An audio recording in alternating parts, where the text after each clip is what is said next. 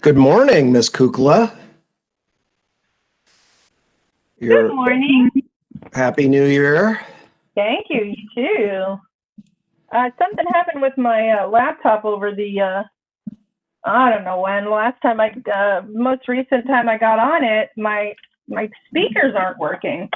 So I found a Bluetooth that I could attach to it. I don't have to figure that out, take that in or something. Yeah, it might have been. It might just be a settings issue too. So if you've got an update or something, that might have happened. Might have I changed something. We What went is into that? The settings. Chrome? Is that the Chrome? The Google Chromebook? No, it's a laptop. It's shoot, When, Lenovo. all right, I have to go run get a cup of coffee. I'll be right back. Okay.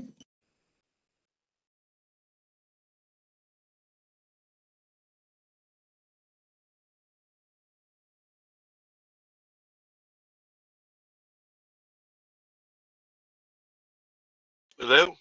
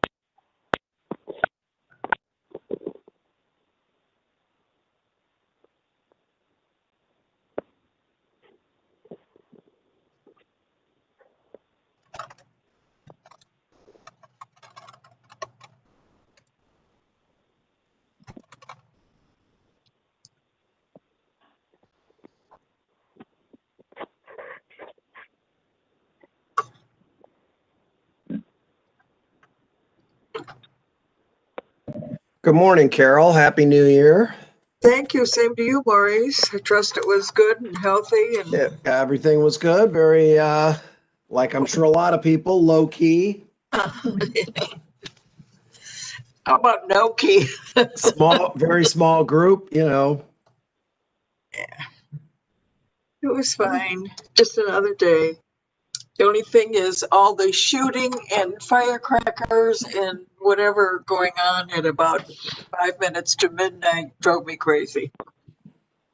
Yeah, we had a lot of fireworks on Christmas Eve as well. So, I didn't on Christmas, either that or I slept through it, but I was very conscious of it on New Year's Eve. yeah, there was a lot. There was a lot in my neighborhood as well. So I'm on the phone. Can you hear me? We can hear you. Good, because I don't know how to control it.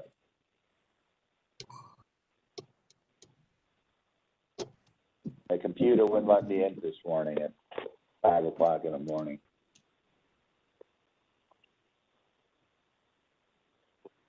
But are you not in Ohio? No, I'm in Ohio. Oh, well, you said 5 o'clock in the morning. I thought maybe it was a time difference. It's a time when you go to the restroom. Make sure it's still there. Pick out the Okay. plumbing. Good morning, Tim. Happy New Year. Morning, Carol. Could someone just explain why that uh, the government, no, the court is now remanding it back to us? I thought our what we sent to them was very specific on what we talked about, what they were doing, and et cetera. What are you talking about now? About that, The Proterra case? the Proterra case. I don't think we probably do enough in terms of explaining why we vote the way we do. I mean, we had the same complaint with landmarks.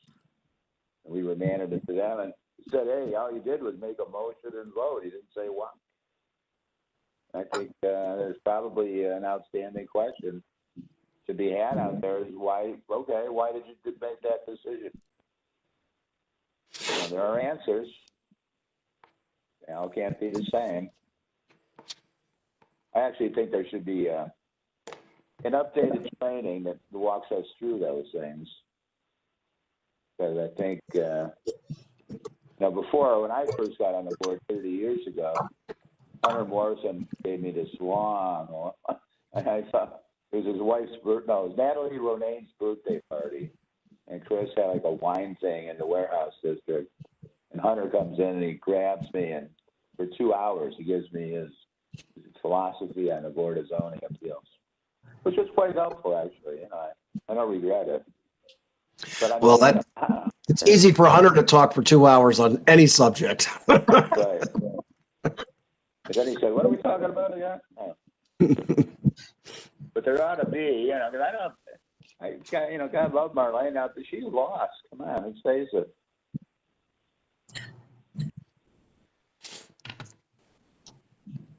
So I don't know. That's what I was going to try to tell Freddie the day that my audio wouldn't work. But in what Carolyn Downey had sent to the courts, specifically went through all the things that we said, paved and drained, parking spots, the wall, 7 feet solid wall. I mean, it was all listed in there. So I don't know. I'm not in the law department, so I don't know. Yeah, I was trying to remember what that case was really about. It was It was a while ago. I don't remember either. Is that the one with the sewer district involved? No, I think it was a wrecking yard or a junkyard or something, or a store, some kind of outdoor storage place. But it's supposed to be temporary. Well, is it? I think it started to be temporary. As the case went on, there was a next door neighbor that had like a junkyard, and they were trying to have access to. Remember, then he was going to buy his neighbor's property out. It's one or the other. It's either the sewer district and it's going to be over when the tunnel's over, or it's this guy wants to buy his neighbor out, his neighbor wants to retire, and rather than have two conflicting operations going on, he's consolidating with help him in his request. But I could be wrong. It's hard to remember all these things.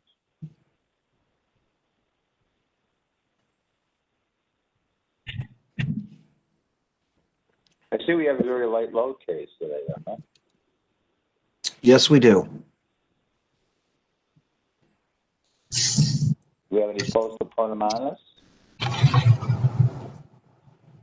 What's that? Do we have any further postponements beyond what we already had? I don't think so. Liz has not told me of any additional postponements. Oh, which reminds me, I forgot to add that to the PowerPoint. Good morning. Happy New Year. Good Hi, morning. Alana. Happy New Year. Thank you. You too. Hope everybody had a good holiday. Peaceful and quiet. Nice. No news is Carol good news. will be out this morning. She's having issues with her home Wi-Fi internet. She's having Spectrum come out on Wednesday, so she won't be able to make it this morning. Okay. How about Alana and Merlene? Well, Alana's on. No, all I've got is the red square here. She just hasn't turned on her camera yet. Oh, okay. How do you know that? I'm just guessing. Oh, you're smart. No, I'm just guessing.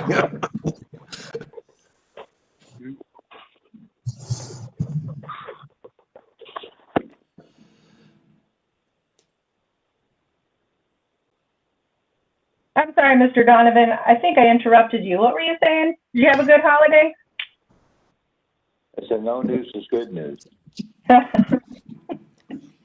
True that.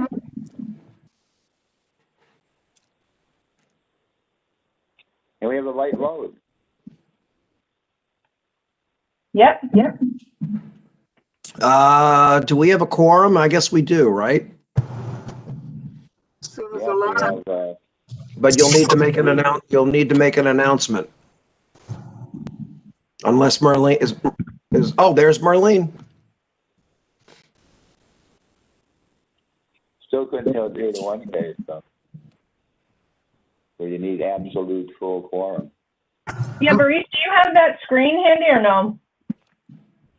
That slide that we put up sometimes? No, you never sent it to me. I'm sure about that. Yeah, I've been waiting for it. Should be a repetitive message, so it doesn't matter, every week. If we do not have, if we only have 3 people, here's the situation.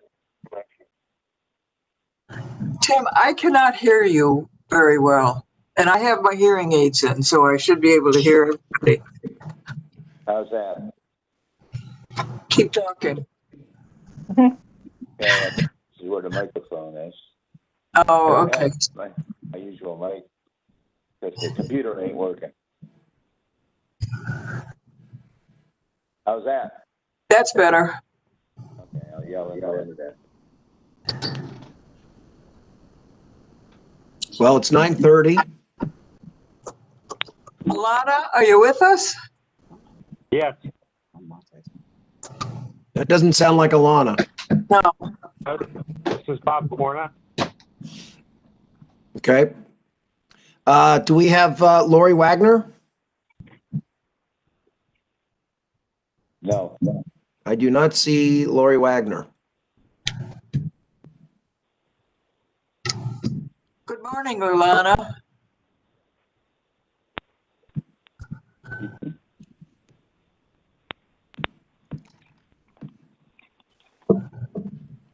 Hello. Morning. There she is. There's Alana. Can we hear her? Can you hear me? I'm here. Okay. Hi, Lori. I was having trouble with numbers this morning. Okay. Happy New Year. Happy New Year to all of you. Okay, great. Alana, you're with us, right? You're muted, Alana. She might be still logging in here, getting set up. And this is Bob There Corna we by go. phone. Thank you, Bob. We got you. Okay. I'm trying out my new Zoom light, you guys, so we'll see how it works. Oh, you got one of those round lights. Yeah. Okay. I'd like to call the meeting of the Board of Zoning Appeals to order on this Monday, January the 4th. Welcome to 2021. Liz? Would you like me to call the roll first, Madam Chair? Sure. So we have Mr. Donovan. Here. Ms. Bates? Here. Ms. Barnes?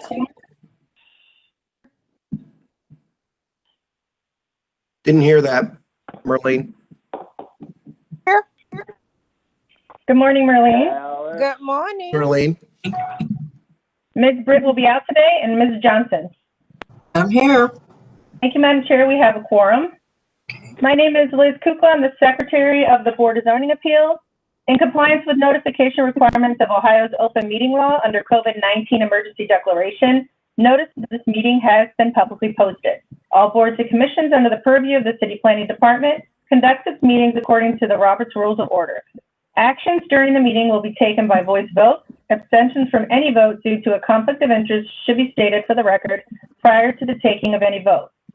In order to ensure that everyone participating in the meeting have the opportunity to be heard, we ask that you use the raise hand feature before asking a question or making a comment. The raise hand feature can be found in the participants panel on the desktop and mobile version and activated by clicking the hand icon. Please wait for the chair or facilitator to recognize you and be sure to select unmute and announce yourself before you speak. When finished speaking, please lower your hand by clicking on the raise hand icon again and mute your microphone. We will also be utilizing the chat feature to communicate with participants. The chat feature can be activated by clicking the chat button located on the bottom of the WebEx screen. All meeting activity is being recorded via the WebEx platform. These proceedings are also being live streamed via YouTube for public view.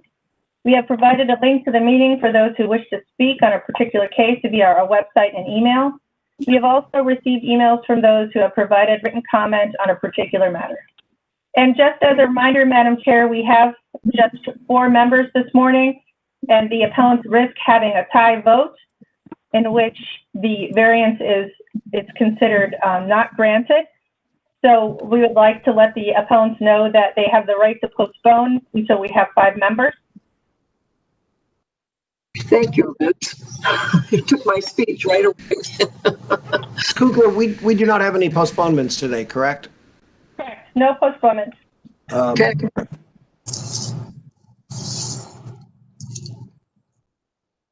Ms. Fay, can you read? Yes, ma'am. Okay. Our first case of 2021, calendar number 20-189 at 2060 West 65th Street. New Beginnings Ministry owner proposes to construct a new accessory parking lot in a G2 local retail business, B1 two-family residential and urban farm overlay district.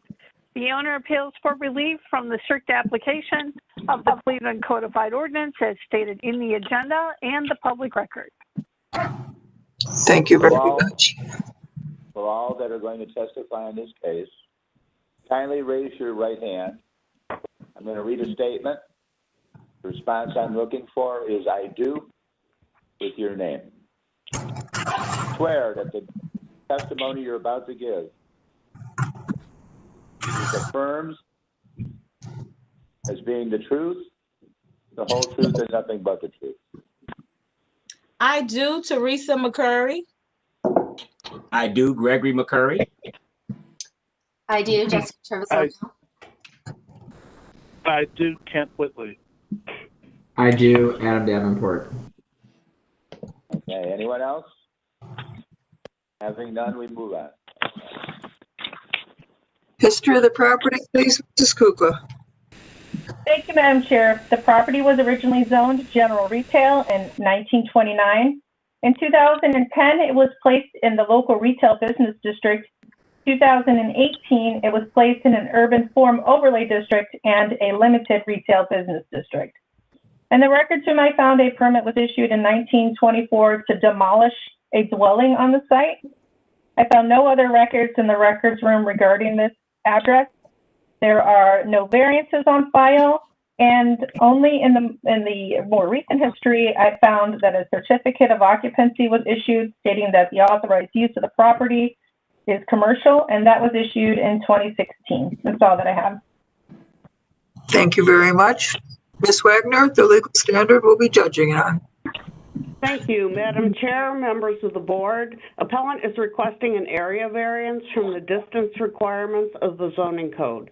To obtain the area variance, appellant must prove that denying the request will create a practical difficulty not generally shared by other land or buildings in the same district, will deprive the appellant of substantial property rights, and that granting the variance will not be contrary to the purpose and intent of the zoning code. Thank you very much. Who's going to be the spokesperson for New Beginnings Ministries? I will be Gregory McCurry. Okay, Greg. Tell us exactly what you'd like to do. We would like to build a parking lot, construct a parking lot for our church.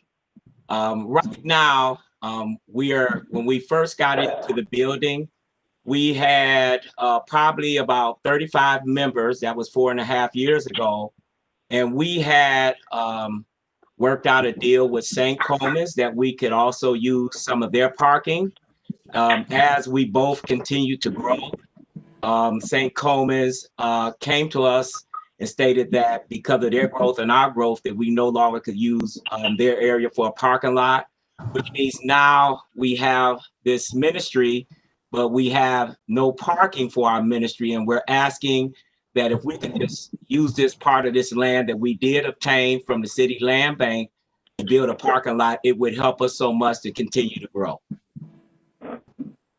When I look at your building, is the parking lot going to be to the right of that picture? I think there are some pictures. I think Kent Whitley, who is our architect, can probably answer that question greater than I can. Okay. Is it right there on the... It's in the rear. It's in the rear. Oh, it's in the rear. Okay. So, Madam Chair, it's the picture in the bottom right hand of the screen is the rear of the... Thank you. Okay. Is this a corner lot? I'm sorry, what was your question? Is this a corner lot? No. Hold on. I'm trying to make my screen bigger. Hold on. Our building is the corner lot, and then the parking lot will be... It's in the rear. I see it now. No problem. So the entrance is off Colgate Court?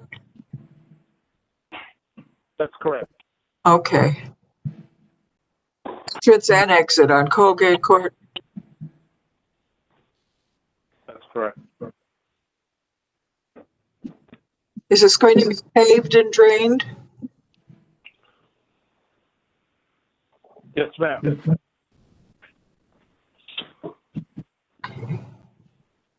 Okay, who else? Adam Davenport, he's the planner for the area. I'd like to hear from him. Adam? Good morning. Thank you very much. Yes, when the applicant reached out to me probably about 6 months ago, we talked through a few scenarios. Originally, they were looking at a spot on 65th, or at least one of the spots, but we encouraged them to apply for a land bank lot that was behind their building and locate the parking there, which is off of Colgate Court and Colgate Avenue. It's a much smarter scenario and keeps the retail and commercial corridor of 65th more open for housing or development. So we are in support of this current plan. Thanks. Thank you, Ed. There were others that were sworn in. I didn't write everybody's name down. We have Ms. Trevisano. Thank you. Good morning. Thank you, Madam Chair and members of the BZA. My name is Jessica Trevisano. I'm Economic Development Director for Detroit Shoreway. We are similarly in support of this proposal. We've been hearing from New Beginnings that the traffic on West 65th is, dangerous for their members to cross. There's also upcoming road repairs on West 65th, which will likely interfere with their members' ability to park on that street. And then maybe most importantly, from our perspective as kind of looking at this as a district, there's this building kind of off screen. You can't see it. It's on the southwest corner, the Lorraine Surgical Building. That's currently being renovated by a local resident, and New Beginnings has taken the time to work with that building owner to talk about a shared parking solution for, you can see the Lorraine Surgical Building here. So the hope is that this will eventually be kind of a comprehensive parking plan for both this building, which includes both offices and residences, and then the church as well. So we feel glad to know that it won't be a parking lot that's only used a couple times a week. We think this will really add to the ability for the district to become a more vibrant commercial place. Okay. Madam Chair, Yes. this is Liz Kukla. Just a reminder, the issue involved here is that churches and their accessory uses need to be at least 15 feet away from a premises adjacent that is not used for a similar purpose. So that's the variance issue that we are tasked with this morning.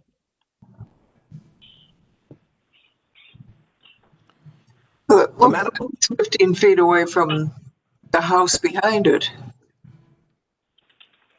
Although the tree's in the way, so who could tell? Madam Chair, I did have a couple of questions. I did not see any wheel stops on the parking lot drawings. And I was just also curious what the treatment would be on the, what would be that, the western edge that is up against the residential? And also why there is no curb on the western edge of the parking lot as well?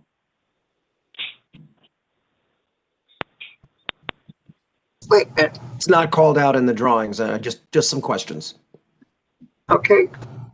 Is there a architect been sworn in? Is he here?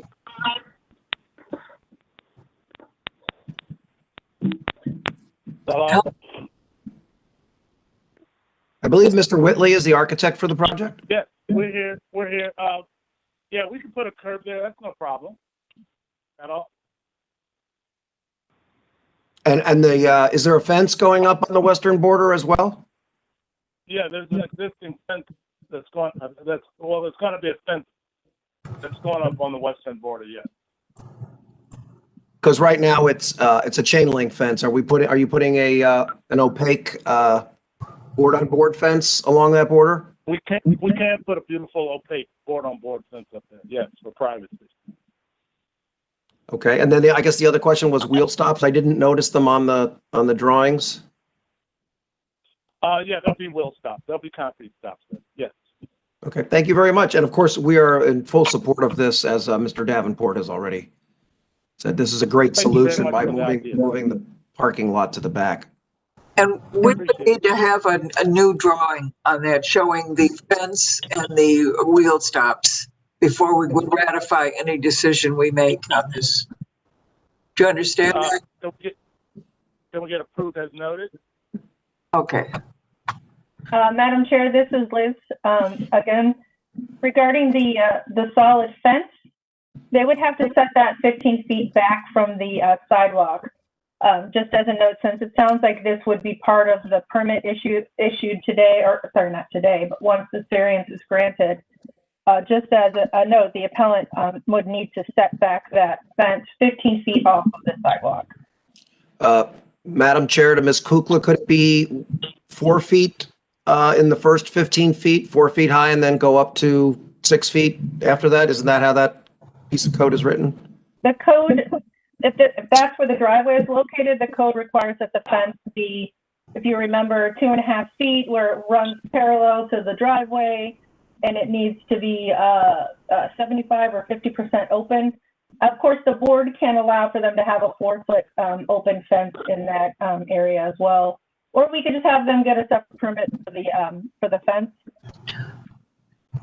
Maurice, can you go back to the drawing there where it shows coming off of, okay, no. Oh, the aerial?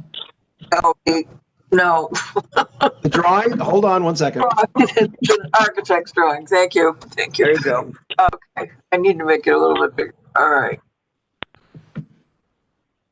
Well, this is my, what is this right here? Oh, nobody can see what I'm doing. Hello.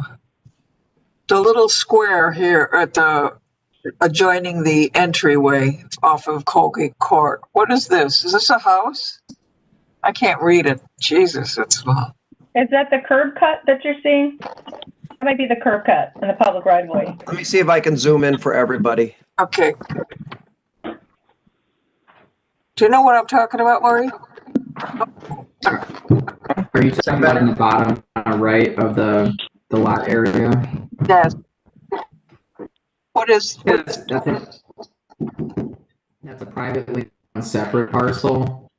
So this little parcel is.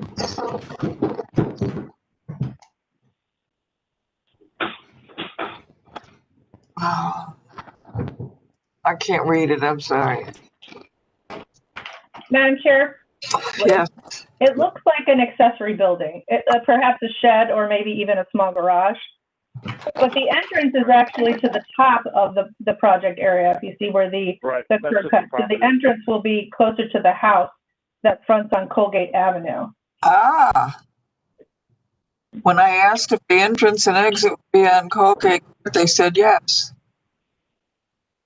It's off of Colgate. That's Colgate Court on the backside. Okay, that is not an entrance or an exit. No, ma'am. Okay, thank you. That's Madam Chair, I believe where the red dot is the entrance. It's on Colgate Okay. Avenue, not Court. okay. Put your little red dot down to the other end at Colgate Court. Down here? Yeah, keep going. I want to know what the square. This? No, keep going. Keep going over to your right. Right over to the right. This here? Yes. What is that? Pad, that is just a concrete pad. There is no building there. They tore it down. And that is not their property, I believe, correct? Correct. Correct. Ms. Trevisano has her hand raised. She probably has more information for us. Absolutely. That little square piece of land is owned by the same person who owns the Lorraine Surgical Building. They also own the parcel directly to the east of that now. So part of the long-term strategy would be to perhaps make this also parking and have it tie in with the New Beginnings parking. So there would be an entrance on Colgate and then perhaps an exit onto Colgate Court. So it would be one, shared parking with two different property owners. But they're not at the point yet to propose that comprehensive strategy. But that's the long-term plan. That's a great idea. Thanks, Jessica. I appreciate that. That really helps. Okay, that clarified it for me. How about any other board members' reports? Ready for the motion? Okay, hit it, Hal. Madam Chair, based on the testimony presented today, with revisions to the site plan to indicate those changes and clarifications, I would move that we would vote to accept the variance and ratify it at our next meeting. We'd have to receive that new diagram prior to ratification. That's what I said. Second. I didn't hear you. Sorry, Tim. Roll call. Need a second? Merlene just said she seconded. Yeah, I heard that. Mrs. Thank you, Madam Chair. And just for clarification, we are voting to grant a variance with the condition that we receive a revised drawing showing that there will be bumper guards, a curb on the westerly property line, and a solid board-on-board fence on the westerly property line that will be set back 15 feet, or having a 4-foot area between that sidewalk and the 15 feet. A 4-foot high fence, 50% open there. I guess I would defer to Mr. Rulins whether or not that is something that they're recommending. I guess before we call the roll call, Madam Chair. Well, it's also Mr. Davenport. This is his planning area, so I don't know how he feels. No, I like those revisions a lot. They were a good catch by Maurice. 15 feet, really? So are we setting it back 15 feet or starting the fence at the sidewalk with a 4 feet portion and 50% open? I think the the 4-foot portion would be consistent with the rest of the neighborhood context. So if they wanted to do that, that's fine. But if they wanted to go to the 6 feet, that needs to be 15 feet back for sure. Okay. Yeah, and Madam Chair, They could put 4 foot off the sidewalk, 4 foot, right? yes. Yeah, okay. And Madam Chair, also, I would say that the 4-foot portion really only needs to be 4 foot, as far as I'm concerned, where it lines up with the setback of the adjoining house. Oh, yes. Thank you. Okay, so the conditions could be that there will be bumper guards, a curb on the western property line, a solid board-on-board fence set 15 feet back, or are we saying 4 feet back now? I'm saying that it. Go ahead, Tim. Maurice. I was saying that it should be 4 feet to the distance to line up with the setback of the adjacent house to the west. And then it can continue back further at the full height, whether it's 5 or 6 feet, whichever they choose. Okay. Okay, yeah, And ma'am. And the appellant agrees to those conditions? Hello? Sir. Okay, I will call the roll now, Madam Chair. thank you.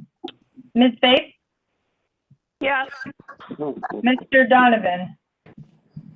Yes. Ms. Barnes? Yes. Ms. Johnson? Yes, Calendar 20-189 is granted conditionally. We will hold it until we receive those revised drawings, and it will be ratified, and we will send you a letter. And good luck.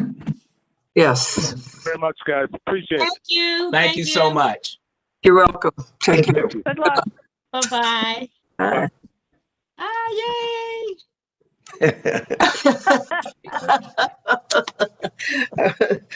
Calendar 20-193, Miss Faith.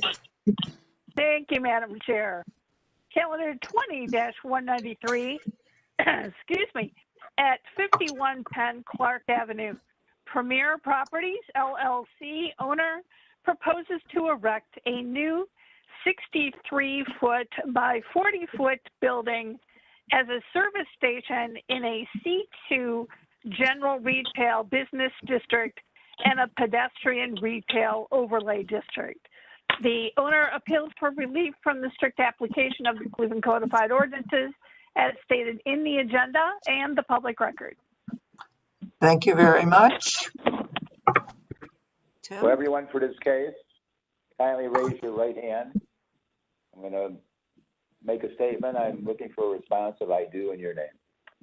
Do you swear that the testimony you're about to give is nothing but the truth, the whole truth, and nothing but the truth? So help you God and you affirm this. Yes. Yes. Name? Robert Corna. There's another person there as well? Yes, I do. Elias Kassouf. Okay, The anyone else? company's Prime Properties, not Premier Properties. Okay, anyone else? Good morning. This is Karen McCormick. I do. Okay. Oh, okay. Welcome, All right. Council. Welcome. All right, that appears to be all for the moment. Okay, history of the property, please, Mrs. Kuka. Thank you, Madam Chair. First, I would like to state, again, as a reminder to all the appellants present, that there are 4 members present today. If the variance is a tied vote, there will be there will be no granting of the variance. It will be essentially denied. So the appellant at this time has the ability to postpone this variance until we have a 5-member board. And I will read the history now, Madam Chair.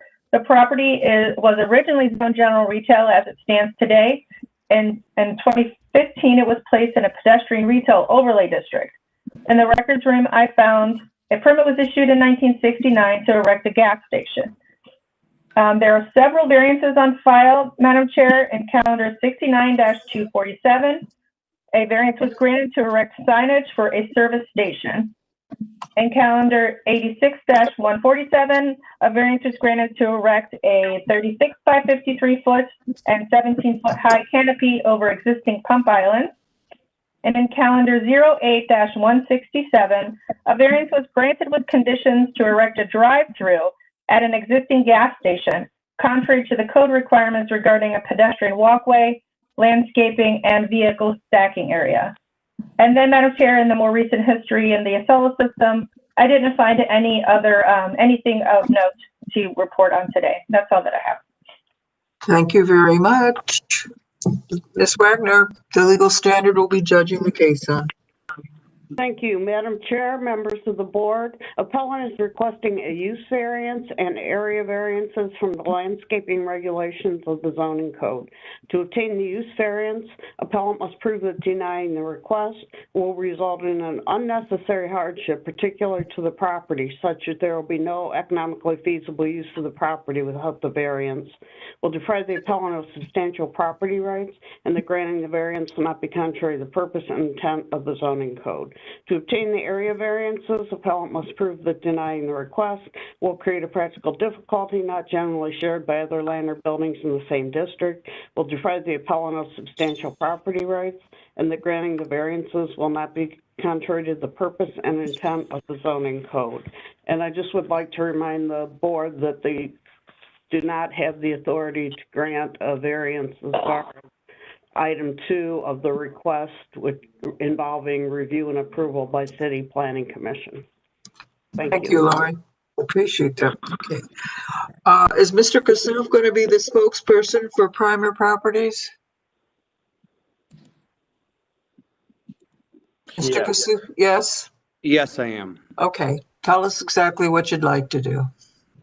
So we've owned this gas station since 2008, and it's really we have 15 gas stations we acquired a portfolio back in 2008. And this property has always been a problem property. And what I've seen in other locations that I've redeveloped, these old buildings that were built back in the 70s, these old Clark buildings, there isn't a lot of economic activity to be produced out of these gas stations. So what I've done is I've expanded them, redesigned them, redeveloped them, and what they've started doing is bringing better customers, higher paying customers, making it safer in the area. Right now, when you walk into the building, it's like walking into a dungeon. And there really isn't a lot I can do with it because of this current size. So my plan is to make it a beautiful building, something that will attract better people to the location and make the entire community look a lot better. Over the last couple of years, they redid all the streets.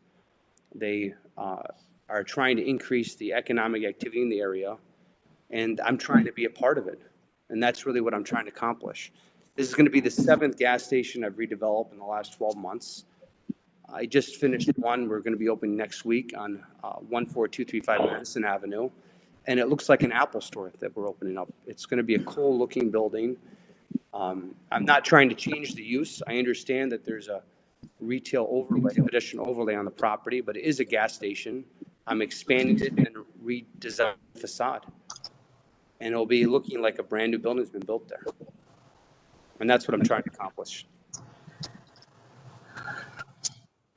Madam Chair? Yes, Mr. Donovan. Has anyone from city planning gone out to review and look at some of the current gas stations that Mr. Kassouf alludes to? Madam Chair, to Mr. Donovan, I am not aware of that. Seems like I can tell you that this project was approved by the full City Planning Commission at their last meeting. They needed a conditional use for going across the sidewalk because they're in a PRO, and they were fully supported, and the city also supports this project. I recall, I think this case was before us a couple of years ago. They wanted to put a drive-through or what they called a walk-through to have food to go out of the building. That's no longer part of the game plan, I take. No, it's not part of the plan. Okay. Madam Chair, this is Miss Faith. Yes, Faith. Question to Mr. Kassouf, I'm sorry, I'm mispronouncing your name. Kassouf. I'm sorry, say again? It's Kassouf. Kassouf, thank you. The station that you mentioned on Madison Avenue, is that the one that is in Lakewood? Yes. By the old moving storage building? Yes, I believe it's where they converted a brand new brewery. Right, okay.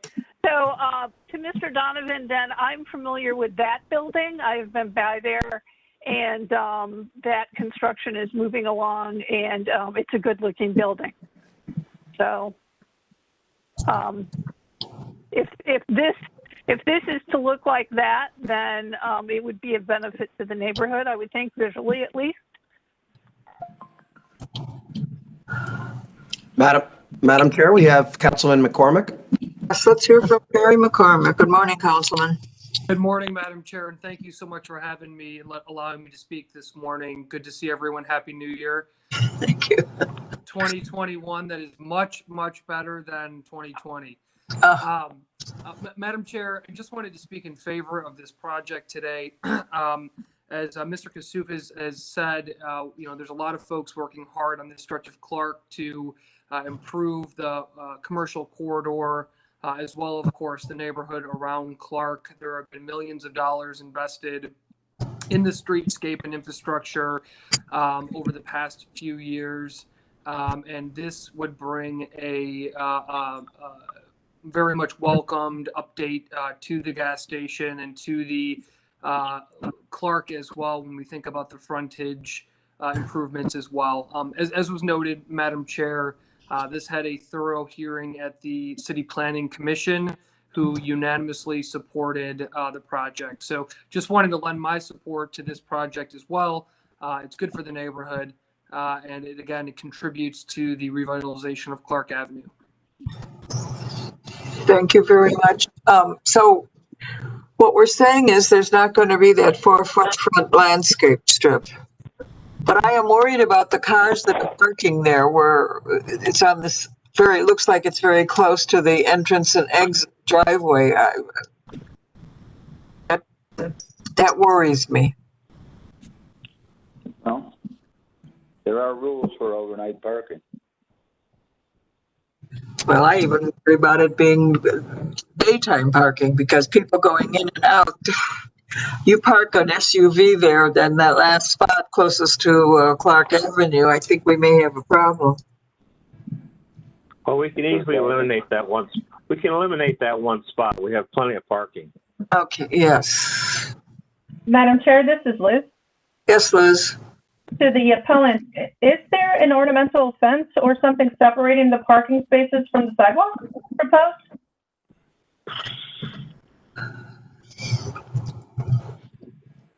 In Lakewood, probably, isn't it? There's already a fence existing there that is separating the sidewalk from the building.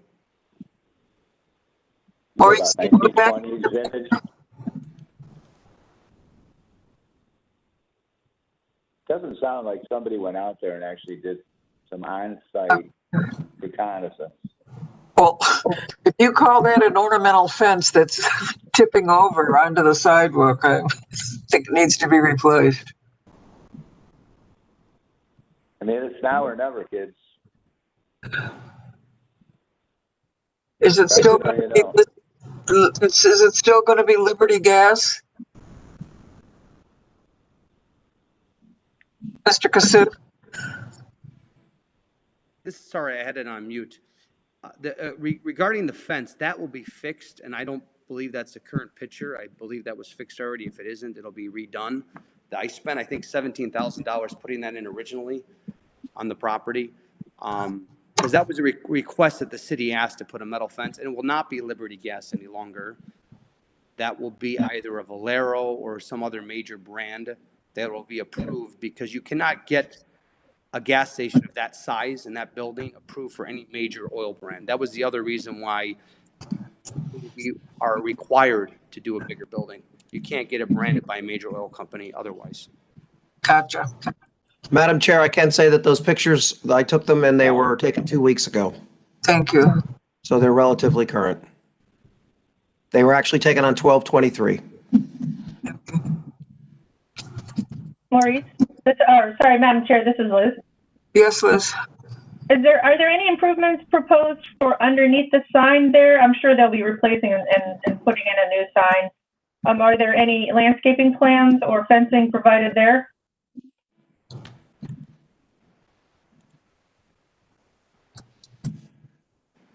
Is your presumption right, or is there a new sign? Yes, the sign is going to be refaced and redone. Whatever company is going to be there, if it's a Valero or a Sunoco, it will be a brand new Sunoco sign or brand new Valero sign, but it will be replacing the current inlays. It will not, that's currently there. So that'll be right at the corner? Where the existing sign is, it'll replace the plastic framing that's inside with the new brand. At the same time, they're going to be replacing the fascia on the canopy and the deck panels, and then re-imaging the canopy so that it looks like a brand new canopy, basically.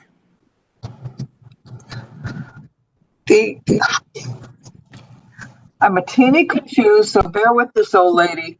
It looks like the 6-foot-high wood fence is in front of the building, and then down where those cars are parked are leading to Clark Avenue. Is that true? Is there a wood fence in front of the building?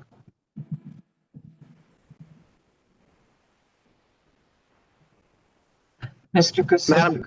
Madam Chair, are you talking about the brown strip here? Yes. Oh, I don't believe that's a fence. Well, it says, my thing, it says a relocated 6-foot-high wood fence.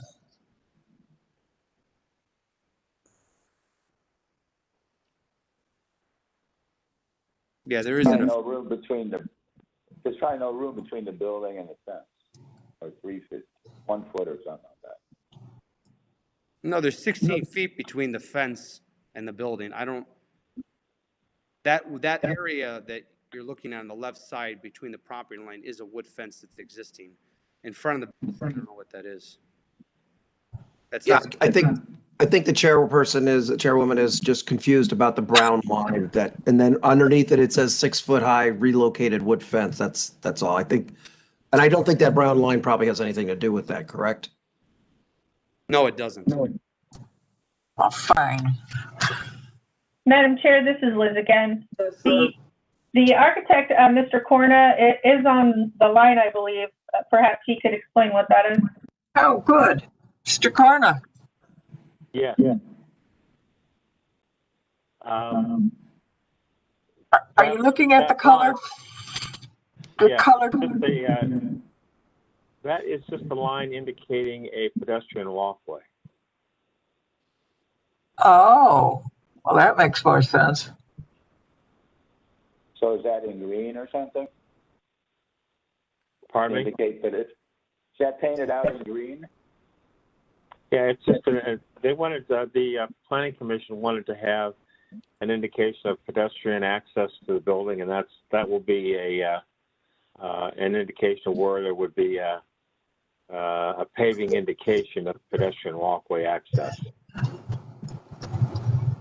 All right. And Madam Chair, that's great. Well, I think we just need updated plans that actually detail the sidewalk. That's exactly. Thank you. Any other questions? Who else? Councilman McCormick, you're happy with this then? Is that my understanding? Yes, Madam Chair. Again, thank you. I believe this is a great improvement to the site, including the circulation, the vehicular circulation as well. So, yeah. And I think, as was noted, the enhancements and a larger building with more services, a larger brand will also bring improvements to the stretch. Talk to me about, you feel that the entrance and exit off of Clark Avenue is going to be a problem? Should it be one way coming out of there? I don't know. It's been a little while since I've been that far down on Clark Avenue.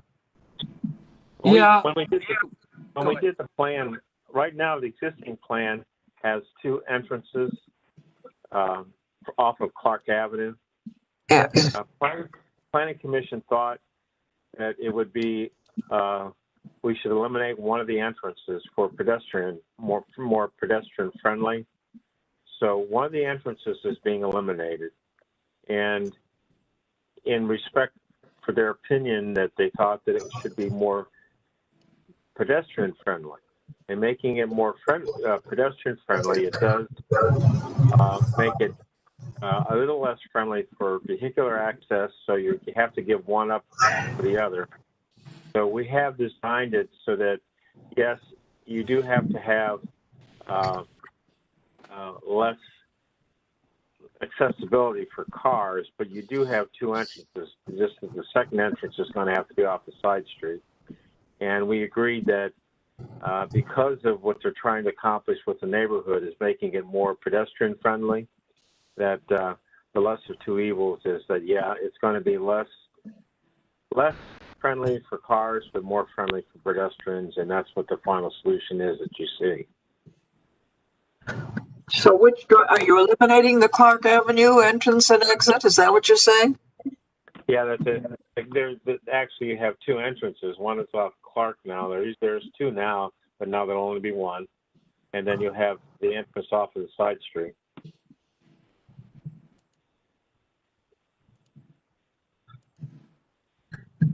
Oh, now I am confused. Madam Chair, I just put a red X on the drawing as that curb cut is being eliminated. Yes, and that was under the suggestions of Planning Commission to make it more pedestrian friendly, to eliminate that second curb cut. So when I'm looking at this color drawing, I've got the entrance and exit on Clark and an entrance and exit on West 51st. Yes,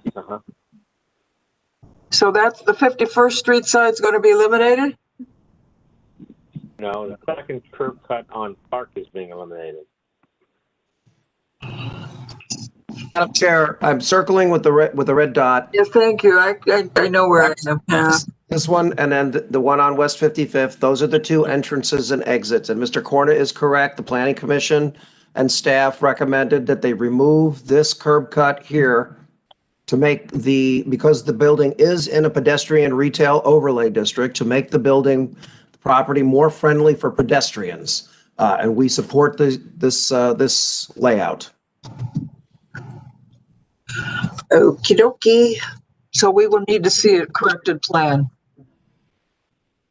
before we. You do have the corrected plan in front of you, which is the colored plan. But it still shows the entrance and exit on Clark. That is the new, that entrance is being maintained, Madam Chair. The entrance on Clark closer to West 51st Street is being removed. But it still shows me two arrows. There were two, Madam Chair, there were two entrances on Clark, but now there's one. Oh, I see what you're talking about. So for some reason, there are two arrows over here shown in the green area that were probably just erroneous and somebody forgot to remove them. Let me make sure you understand this. There's still it's not a one-way entrance. There's still two ways of coming in.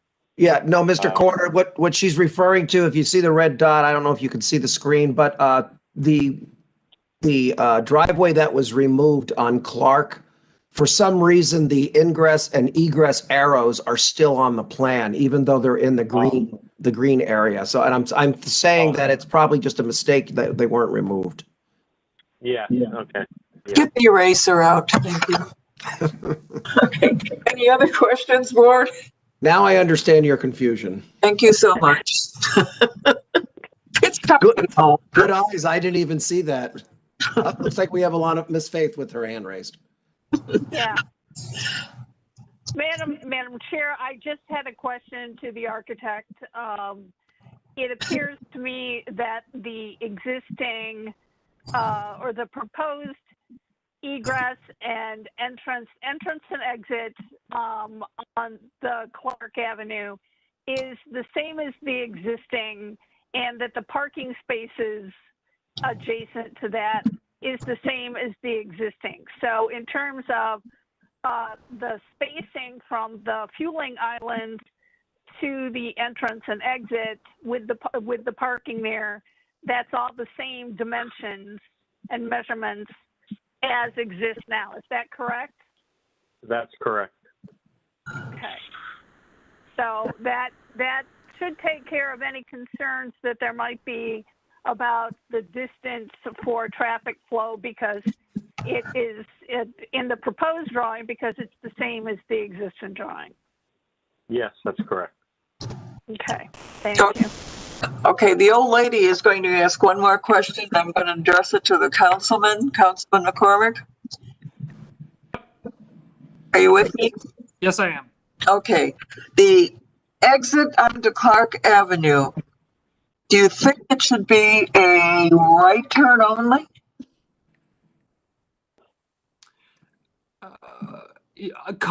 Coming out of the gas station, Madam Chair? Yes. To be honest, I haven't thought about that, but I do know that this was reviewed by planning and others, and they support this layout, and given the removal of the one curb cut. But right off the top of my head, Madam Chair, I think that the layout as presented is good. I could, the honest answer, I haven't thought about a right turn only out of that drive. I'd have to think about that a little more, but I know that it has been reviewed and approved. Well, what I'm saying is if there becomes a problem, I think somebody ought to jump into action right away on it.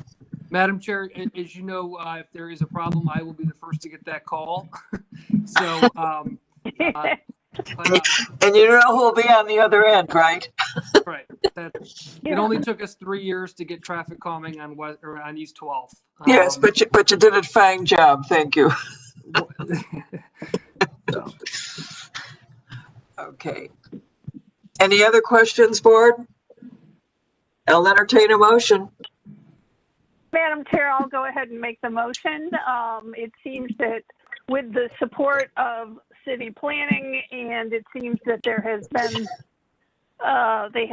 this project has gone through their approval, and the full support of the councilman and review of all the issues, I move that we go ahead and approve this motion for the variances.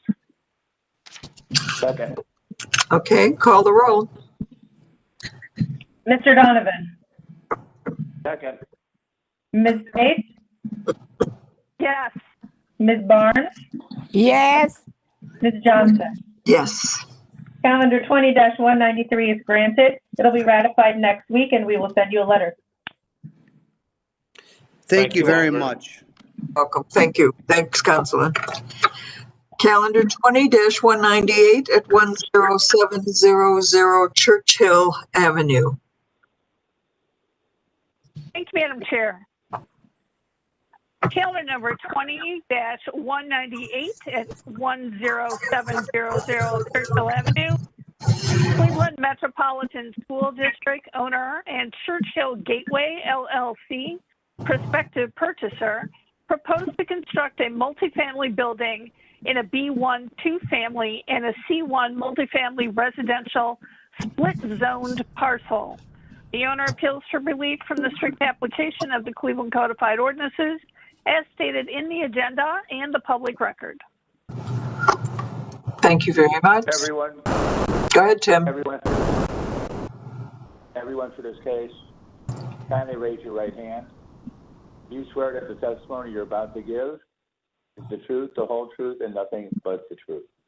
I do. Scott Skipper. I do. Ron Tannenbaum. Here's all. I believe that's it. Great. So, hi, everybody. I am Scott Skinner. Hold on one second. We still have a couple more things to do. Oh, sorry about that. I'm just very excited for this hearing. Get a life, Scott. Secure the property, please, Mrs. Kukla. Thank you, Madam Chair. There's been no change in the zoning since 1929. The records where I found a permit was issued in 1960 to erect a new junior high school. In 1983, a permit was issued to build a new track and install a chain link fence. There are no variances on file. And in the more recent history, we found that in 2002, a permit was issued for interior and exterior renovations of a 68,790 square foot, 3-story school building known as Harry Davis Middle School. And in 2005, we find that there are food licenses beginning to be issued, and those are issued through 2018.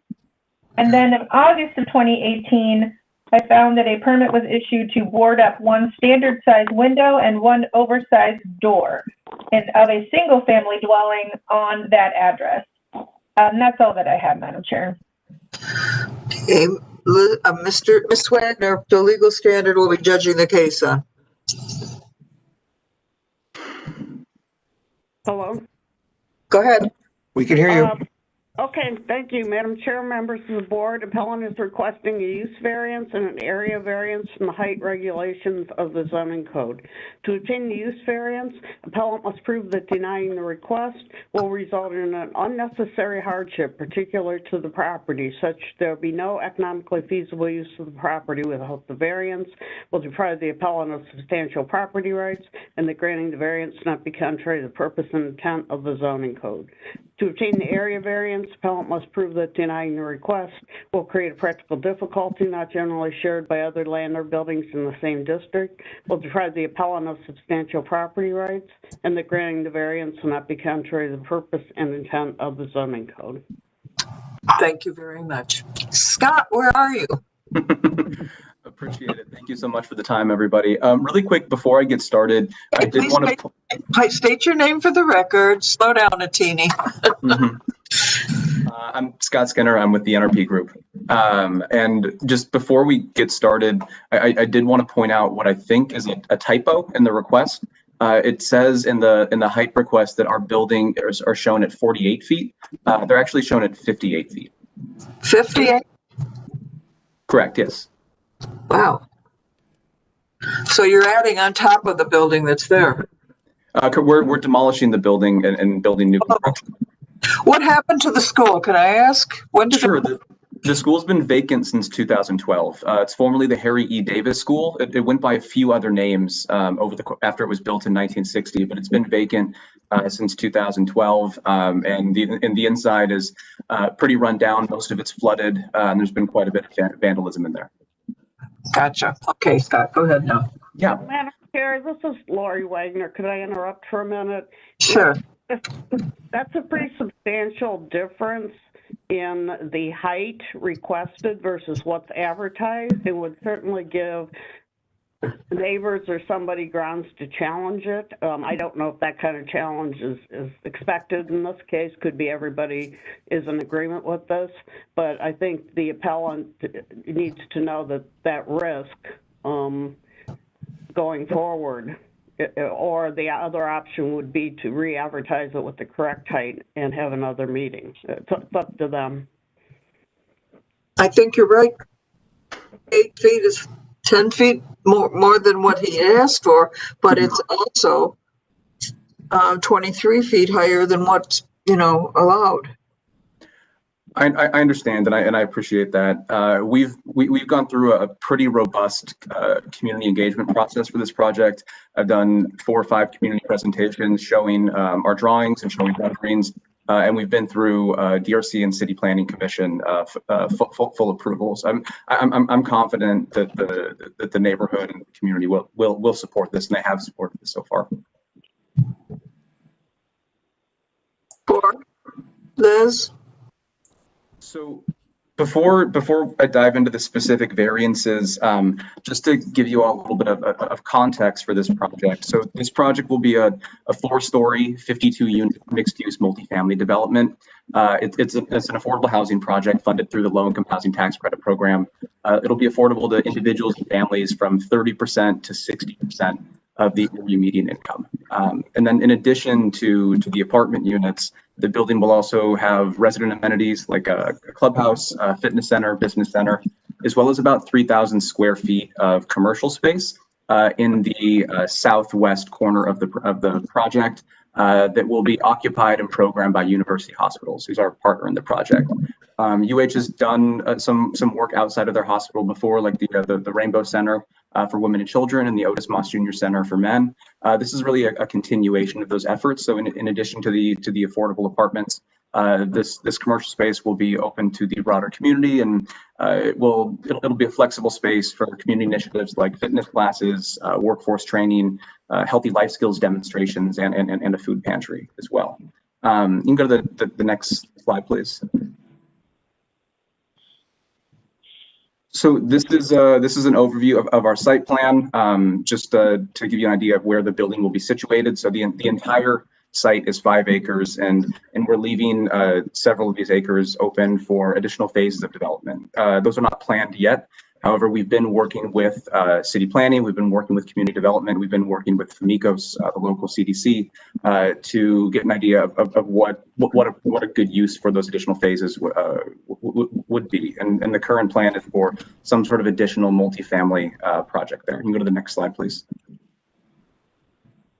So here's a rendering that we can use to ask for, or we can use to highlight one of the variance requests, which is the height variance. So like I mentioned, the actual height of the building is 57 feet and 2 inches. So what we're requesting basically is that the entire site right now is in a District 1 height district. We're requesting that the allowable height be basically what's at District 2 of 60 feet. And again, like I mentioned, we've been through a robust community engagement process, and the project has been fully approved by city planning. And the additional height is actually to incorporate some of the feedback that we got from the design review committee on pitching the roofs in a way that is reflective of the single family homes that are across the street from this site. And I add in, just on the other side of East 105th, there is a 4-story mixed use apartment building. So the height of this project is not out of line with the rest of the community and the rest of the neighborhood. Can you go to the next slide, please? Next slide, please. Just another image. I guess the slides are a little off, but the other variance that we're requesting here is a use variance. So the majority of the site is already zoned for multifamily use. There's a small portion of the site in the northeast corner that is zoned for 2-family, and what we're requesting is for that multifamily zoning to incorporate the entire site and to be extended along the entire site, just to be able to develop and build what we have discussed and what we have worked with FAMICOS and with community development to develop. Scott, was there a community meeting by chance with the neighbors? Yes, I've done 4 or 5 community meetings with the neighbors. Most of them via Zoom. We did one in person back in early 2019 before our lives were on Zoom. But we've done a number of community meetings with the neighborhood group, and as has FAMICOS, and University Hospitals has done a number of meetings as well. Okay, have we heard from the Councilman Conwell? Madam Chair, I just received an early morning email from Ms. Kukla with support letter from Councilwoman Cleveland. If you'd like me to read it, I can. Oh, on my thing, it says Councilman Conwell. Whoops. Councilman, you know what? I'm sorry. I'm reading the wrong I'm reading the wrong project. Thank you. I think sorry about that. So I don't know if we have a letter from the councilman, but he's been involved in this project, and FAMICOS has been working with him, and he and the neighborhood are probably supportive. Liz, have you heard from Councilman Conwell or the local development corporation? No, I don't have a letter from either. Okay. Madam Chair, I can tell you that, as Mr. Skinner has stated, this has been to Planning Commission, I think, on more than one occasion, and has gotten full support from the City Planning Commission. And I'm pretty sure that the councilman has been involved in this process. I'm taking your word for it. Who is Ron? Somebody named Ron was sworn in? Ron Tannenbaum is our architect. He's with RDL. Okay. All right. Any other comments you'd like to make, Scott? No. Again, I appreciate the time and the consideration here. Okay. Board questions? Any? Nope. I will entertain a motion. Madam Chair, given the testimony from Mr. Skinner and Mr. Ruland's comments that this has been through planning and approved, and that the councilman has been involved in that process, and Mr. Skinner states that there has been extensive community involvement in the development through the development of the project, I move that we go ahead and approve the variances as stated in the agenda. Second, call the roll. Thank you, Madam Chair. Mr. Donovan, Yes. Ms. Faith,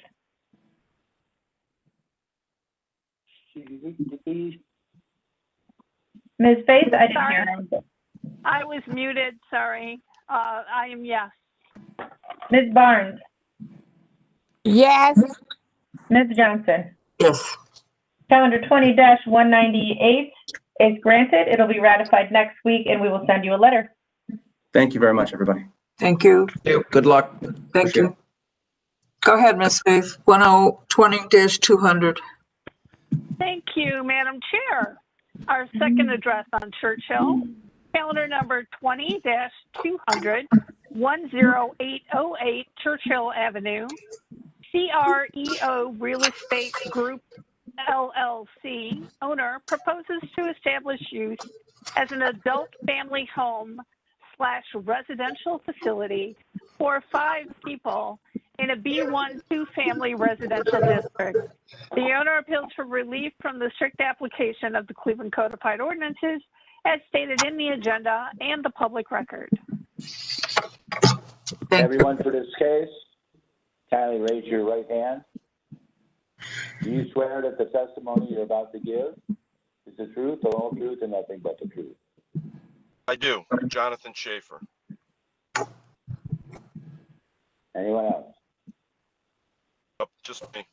Oh, okay. Thank you. Liz, the history of the property, please. Thank you, Madam Chair. There's been no change in the zoning since 1929. In the records room, I found a permit was issued in 1898 to erect a dwelling. And in 1950, a permit was issued to erect a garage. There are no variances on file for this address. And in the more recent history, we found that in 2007, a permit was issued to replace windows to existing single-family dwellings. 2018, rental registration was issued. 2019, a certificate of disclosure was issued stating that the use of the property is single-family. And then, Madam Chair, in August of last year, we see that rental registration was renewed for the property. And Madam Chair, I did receive an email this morning from a Karen Williams stating that she is opposed to the variance as the maximum permitted people in this home would be 16 people. And that's all that I have, Madam Chair. Wow. Okay, thank you very much. The legal standard, Ms. Wagner? Thank you, Madam Chair, members of the board. Appellant is requesting an area variance from the spacing requirements of the zoning code. To obtain the area variance, appellant must prove that denying the request will create a practical difficulty not generally shared by other land or buildings in the same district, will deprive the appellant of substantial property rights, and the granting the variance will not be contrary to the purpose and intent of the zoning code. Thank you very much, Ms. Wagner. Jonathan, are you going to take us through this? Yeah, sure. And tell me who you are. I mean, are you going to be the person who is going to own this group home? I own the home, the property. I have a lease in place with the company that already has does this in other homes. I have developed probably 15 homes and buildings throughout Glenville over the last 6 or 7 years, maybe 8 years. I probably have invested in the neighborhood of $4 million in the area. I take care of my properties. I maintain my properties. As you can note from the letter from Kevin Conwell, he fully supports the project. It is in walking distance to the VA. The idea is that this would be for veterans. It is in, it's in conjunction. It fits into the mayor's transformation plan, calling for, you know, public and private investments. And as far as the 1,000 feet from the next group home, I've measured it myself. I know that the city keeps telling me it's within 1,000 feet. I don't believe it is. So I really don't even, to me, this is a non-issue. I understand you guys have a job to do, and that's why we're here. But you know, I just don't really see the issue. Is Sharonda with us, Maurice? By chance? I do not see Sharonda on the call. Okay. Okay, go right ahead, Jonathan.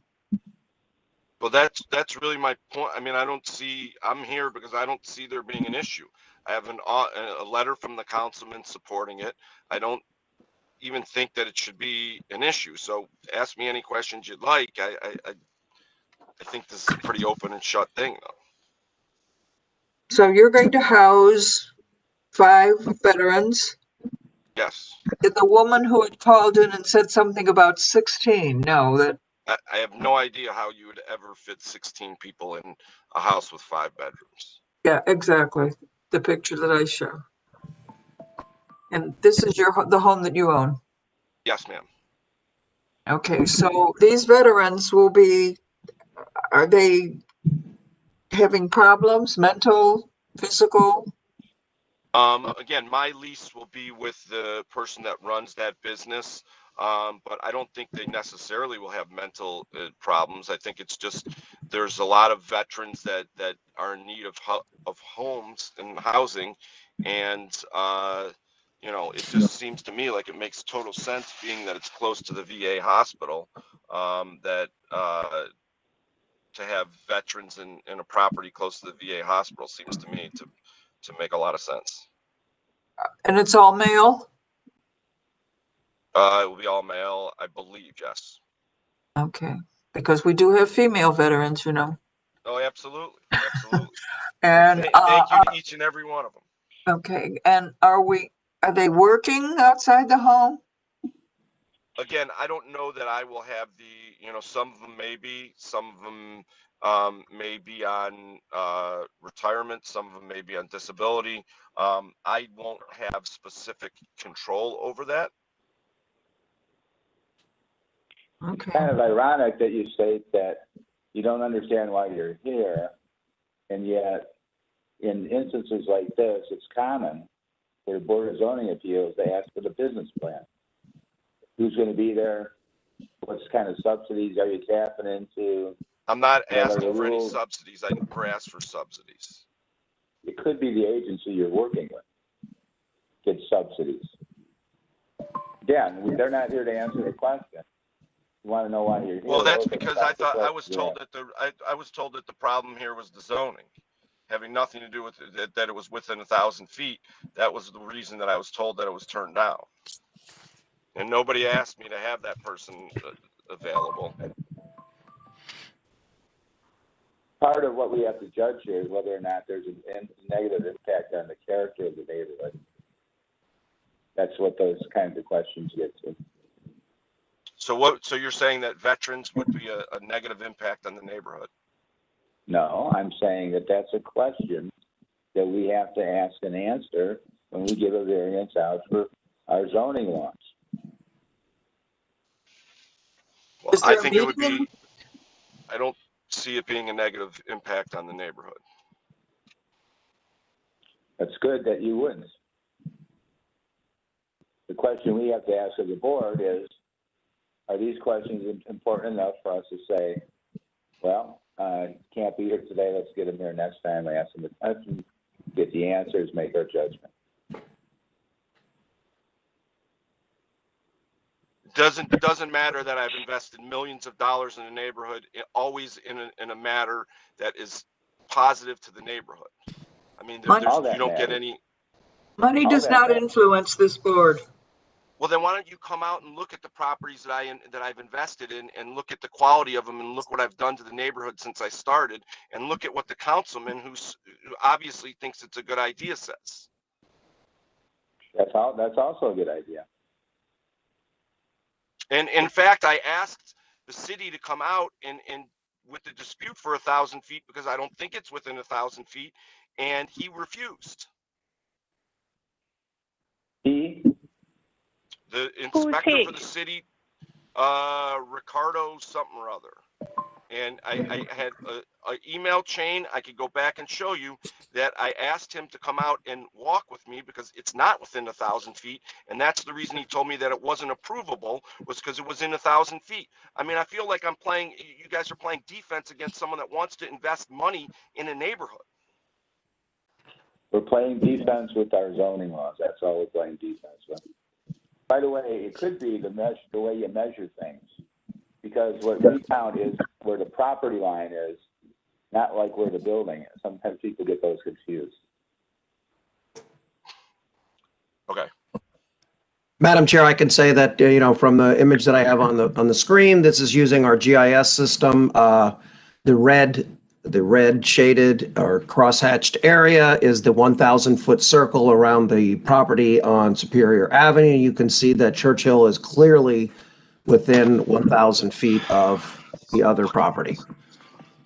It is not. You draw any circles you would like. Why don't you come out and measure it with me? We can walk it as I suggested to begin with. Madam Chair, the measurements are not made by the walking distance. It's the term is as the crow flies. It's measured across the a mapped area rather than a walking distance.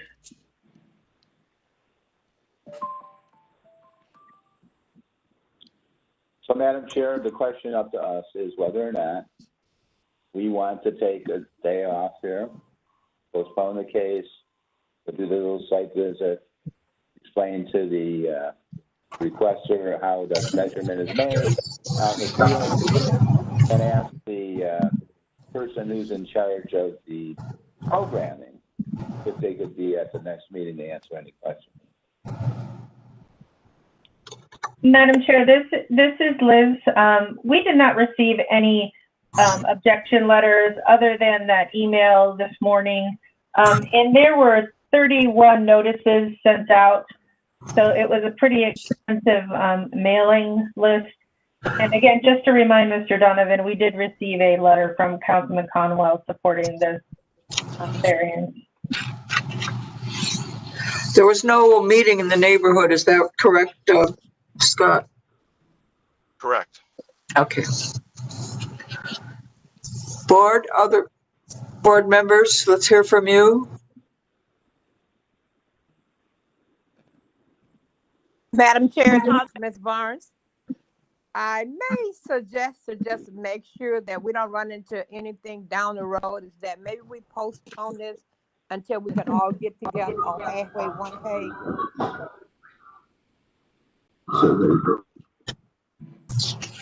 Ms. Faith? I would support a postponement, Madam Chair, so that the specifics might be available to us on which to base a decision. I'm sure I've already had my say. So. Have you guys ever been on the street? No, we don't. Madam Chair, this is Liz again. Have we heard from city planning yet as to their opinion of the use?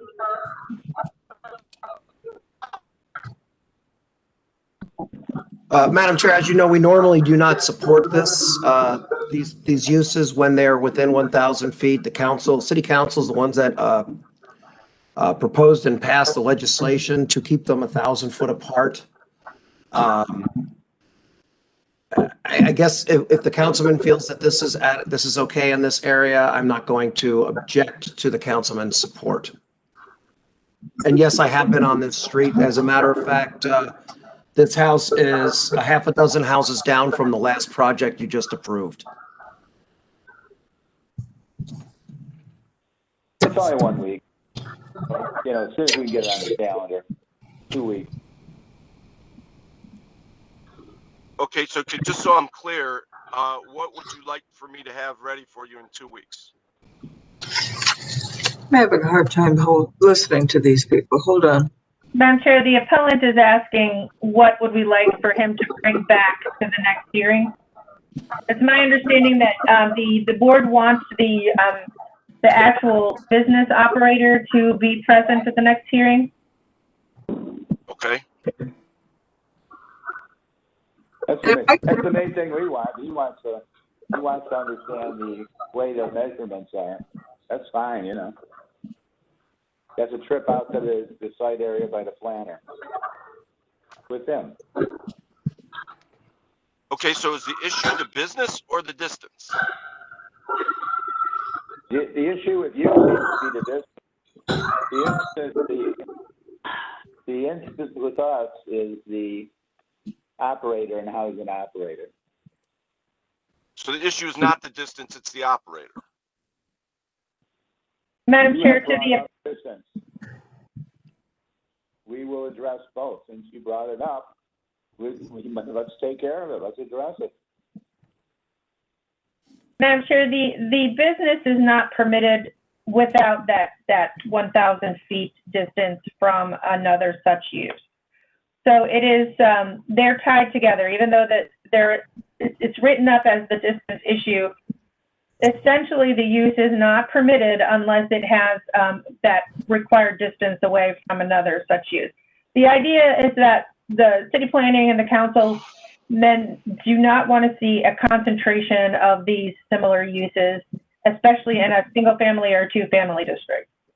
Except for the fact that I have a letter from the councilman supporting it.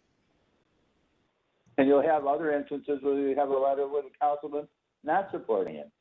And in which case, if the councilman didn't support it, I would say then, isn't there a reason that each request stands on its own merit. We're trying to just get the answers to the questions we need to make that judgment on the merit. One of the positive things is the councilman's for it. It's good. Madam Chair, we can give this case a new date of January 25th. It's fine with me. Jonathan, what is it? I mean, I guess it's fine with me. I mean, I'm at a loss here. Someone puts money into a neighborhood, and you guys look for reasons to not support it. I mean, it's mind blowing to me. Absolutely mind blowing. But okay, 2 weeks again. We'll do this charade again. We're not looking, we, the board, are not looking for answers to dispose of this. We are enforcing the laws that the council has put into place.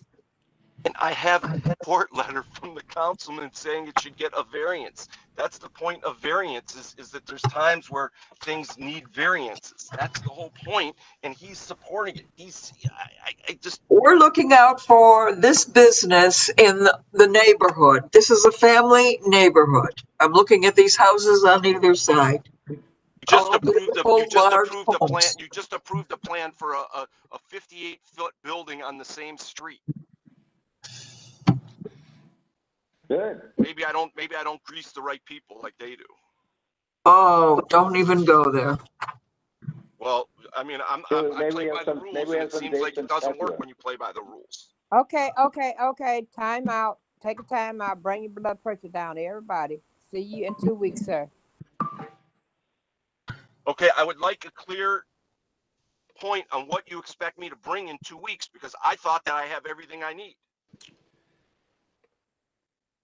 We told you, bring the vendor with his business plan, how he's going to operate it.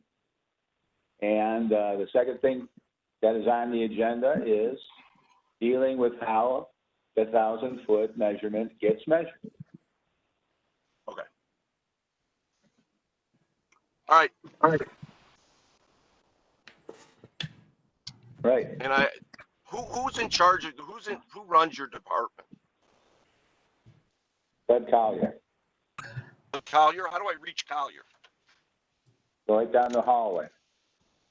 Well, seeing as your building isn't open, I mean, how do I reach him? I believe Ms. Kukla can send you an email with his email address and his phone number. Thank you. Thank you for your time. Are we postponing this till January 25th? Is that my understanding, Liz? Yes, Madam Chair. January 25th has been posted just for your information, but we can post it again as there's enough time between today's date and that date to meet the code requirements regarding public notice. Without objection, board? Without objection. Without objection. Okay. All right. See you on the 25th, Jonathan. All right. I'll see you guys then. Okay, calendar 20-201 at 18416 St. Clair. Go ahead, Miss Faith. Thank you, Madam Chair. Calendar number 20-201 at 18416 St. Clair Avenue.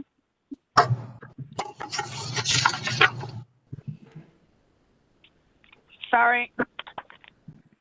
Brown Stanley Properties, LLC. Owner proposes to change the use from carry-out restaurant to meat market, retail store in a C2 local retail business district. The owner appeals for relief from the strict application of the Cleveland Codified Ordinances as stated in the agenda and the public record. Thank you very much. Ms. Wagner? No? Oh, Mr. Tim. Thank you. Trying to get me off the mic today, don't you? Would everybody for this case please raise your right hand? I'm going to make a statement to reply I'm looking for as I do, and your name.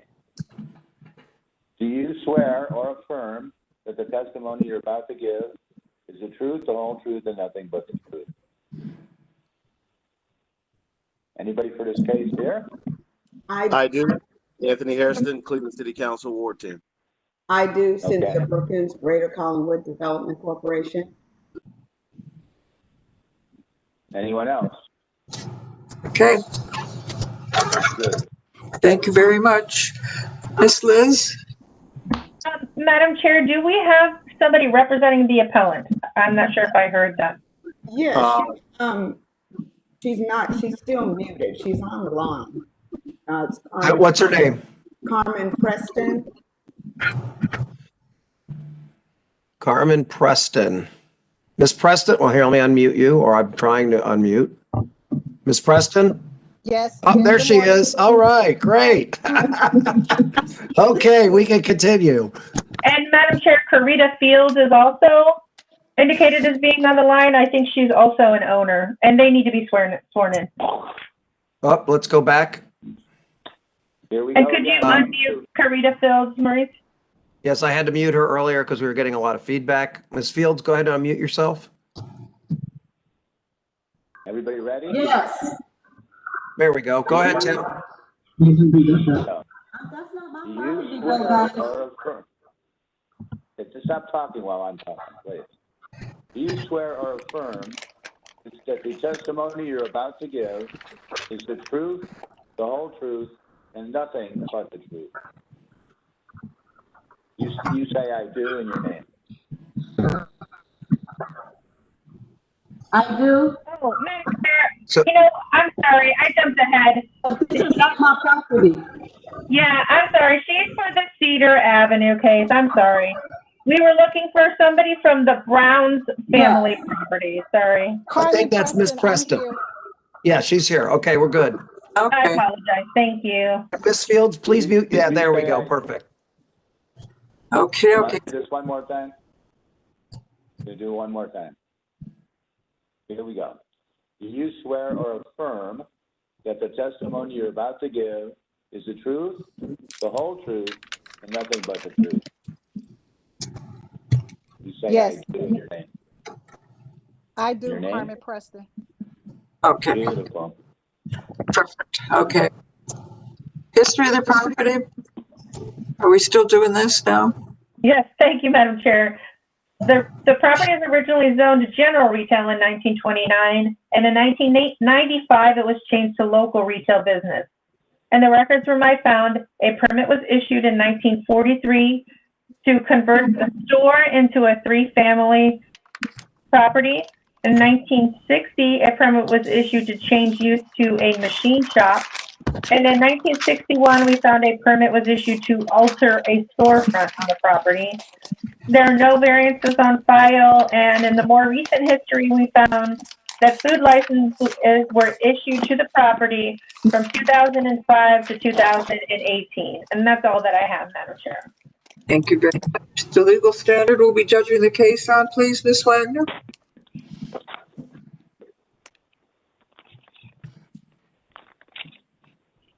Ms. Wagner.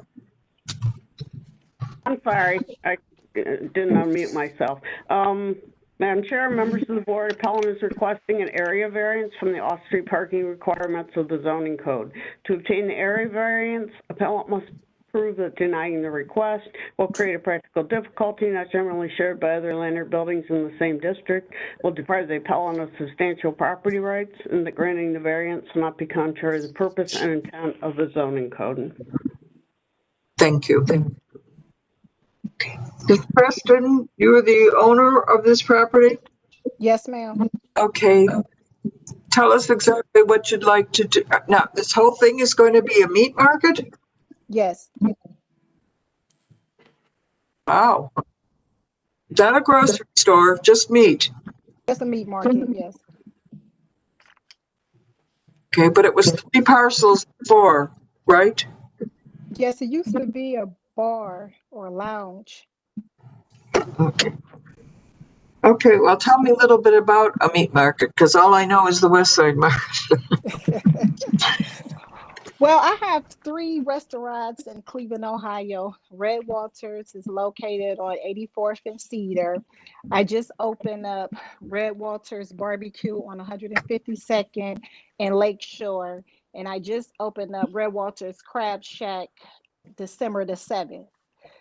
And I own 2 child care centers in Cleveland. And I'm spending a lot of money on food. So I decided that I had wanted to open up a meat market and I can supply the food for my restaurants, my child care centers in the neighborhood. Busy woman. Yeah, now I'm tired just listening to her. Okay, what would be the days and hours of operation? Monday through Saturday from 10 a.m. to 6 p.m. Okay, and you're closed on Sunday? Yes. Okay, because of the fact that you only have 7 spaces, well, I'm looking at 10 already. Yeah, we have 10 spaces. How come they say? And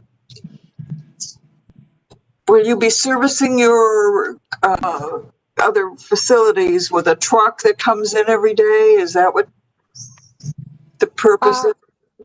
Well, my locations, we're closed on Sundays and Mondays, the 3 restaurants. And those are the day. Well, Sunday will be the day that we will distribute to the child care centers and the restaurants. So does that get loaded or unloaded in the back or in the front or? The back. In the back, so they would know that you were open on Sunday? Yes, they wouldn't know we open. Okay, board questions? Do we hear from the councilman, Mrs. Kukla, by chance, or the Development Corporation? Well, we have a representative from the Development Corporation online. And I believe Councilman Hairston also was present. Oh, yes, that's correct. Very good. Okay, well, let's hear first from the Development Corporation. Who is that, please? Cynthia Brookins with Greater Commonwealth Development. Can you hear me? Good. Welcome to. Yes. Thank you. Happy New Year to everybody. Thank you to you. Yes, this is the lounge before. It's been sitting for quite a while, and so this is a positive in the neighborhood. It's gonna, bring up the value of the neighborhood. It's gonna look very nice. And, she is buying a lot of different properties in the neighborhood. And so the Development Corporation approves this. Councilman Hairston, good morning. Good morning, Madam Chairwoman, Board. Happy New Year to you all. And to you. Thank you so much. I hope we are a little more painless than that last go round. I won't repeat what the gentleman called this committee. But listen, I just want to really enjoy this board. I really do. You all are amazing. Just some of the, I often think the council and the mayor are the ones who want to get beat up, but I think this board is right in line with us when we have to make these tough decisions. But nonetheless, yes, as you heard from the owner, Carmen Preston, and the CDC, this property was once a lounge, and there was a small, a restaurant, retail. It was a carry-out space on the left-hand side of the property near 186, which was years ago. The bar, actually, I worked with the city attorneys to shut this place down because it was a nuisance previously. They wanted to ensure that the place does not return to what it once was, a bar. That is something that this neighborhood does not need. But what this neighborhood does need is what the owner, Ms. Preston, is her intentions is to put it here as a meat market. I have another meat market in my ward, Kosher Meats, at a 40th and St. Clair. So I'm very familiar on the operations of this type of business and the clientele, the amount of clientele, the times of day that they see at peak times, etc. And just as Ocean has a very, very small parking lot as well, because they need most of their business, their building and the space for the actual operations versus the parking because of the type of service that they provide. And so Carmen, not only is there 10 spaces here on the site, but the building owner previously had used the convenience store parking lot adjacent to this property, which is only open, I think, 6 days a week, and they close early, like at 5 o'clock. But they have a very, very right there, Maurice, to the left. So they have a massive, as you see, lot, and those 4 cars that are parked in the lot is about the amount of business that they do at the store on a daily basis. So they've always allowed whoever the owner of the property to use their space. And as you see along St. Clair, there is ample amount of off-street parking as well there next to the building. And if Ms. Preston gets to the point where she is very, very busy, there's 2 city land bank lots across St. Clair on the north side of the street that are able to be purchased and brought and raised at some point as well. But we are excited about this project. We're looking forward to working with Preston. The neighbors in the area are excited. We are undergoing a plan developed by the CDC to redevelop this entire corridor. We have some planners coming, some banners. We'll be going through that appropriate process. We have a new laundromat that just opened down the street. So we have some really big ideas we want to do to bring this quarter back together. Ms. Preston fits right into that puzzle. So we're just asking the board this morning for approval for the variance to allow her to move forward with her project. And so we can bring this meat market that is much needed on this end of the neighborhood to life. Thank you, Councilman. Good to hear from you.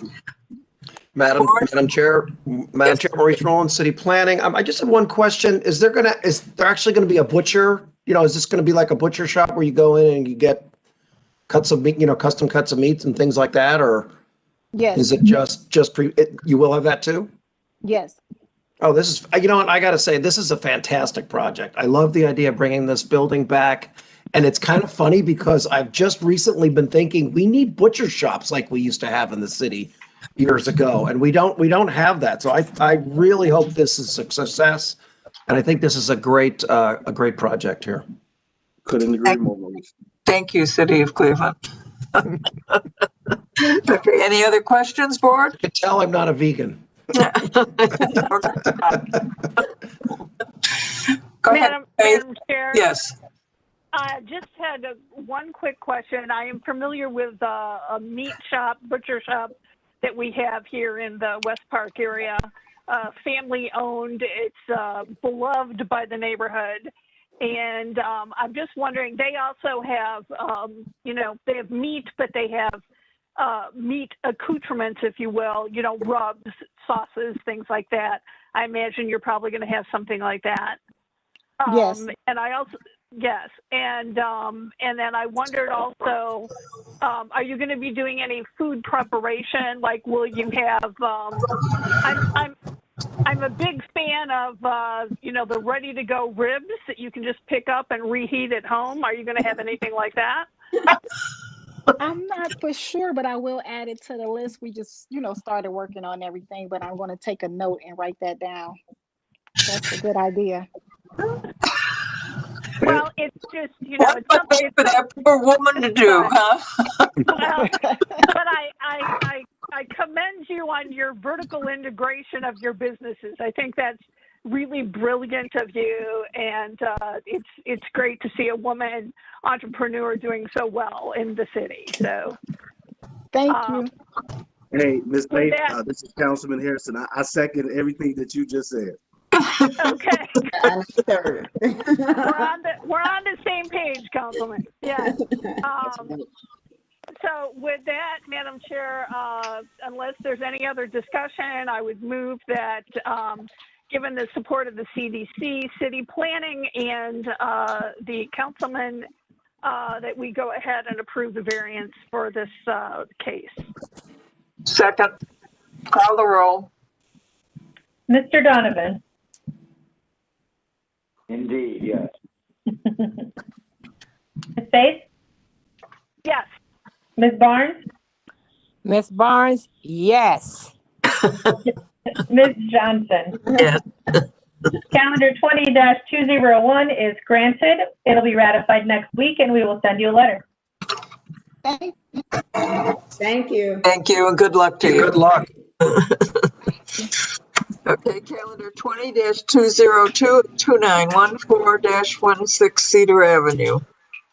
Thank you, Madam Chair. Our final case of the first cases of 2021, calendar number 20-202 at 2914 and 2916 Cedar Avenue. Tarita Fields and Jamie Johnson, appellants, propose to establish use as a daycare in a structure owned by Cleveland Metropolitan Housing Authority, located in a C2 multifamily residential district. The applicants appeal for relief from the strict application of the Cleveland Codified Ordinances as stated in the agenda and the public record. Thank you very much. Tim? Everyone, for this case, please raise your right hand. I'm going to make a statement. Afterwards, you say I do, and give us your name. Do you swear or affirm that the testimony you're about to give is the truth, the whole truth, and nothing but?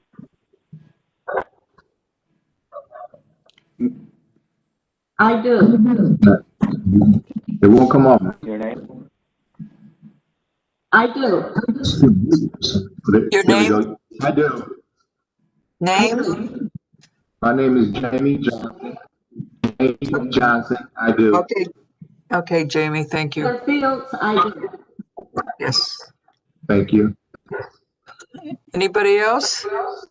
We have a letter I know from the councilman, is that right, too? Yes, you received a letter from Councilwoman McCormick. Fine, that's fine. I want to make sure we had it. I'm Okay, sorry, Councilwoman Cleveland sent an email this morning. we'll get it later. Okay.